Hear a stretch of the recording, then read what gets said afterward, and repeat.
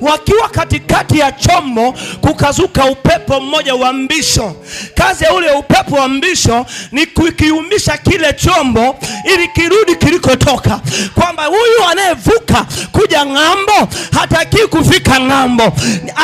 Kumua baharini tumeshindwa. Sasa kwa sababu gani? Tukiumbishe kile chombo, badala ya kwenda mbele kirudi kilikotoka. Nataka nikuambie, majira yako yakifika, hata upepo ukivumishwa katikati ya safari yako, chombo chako hakitarudi nyuma, kitaendelea na safari. Endelea na safari yako kwa jina la Yesu.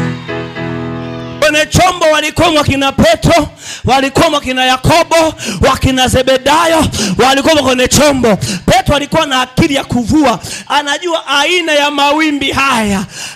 mawimbi haya. Hatuhitaji kumwamsha bwana mkubwa. Wakatumia ujuzi wao, elimu yao, akili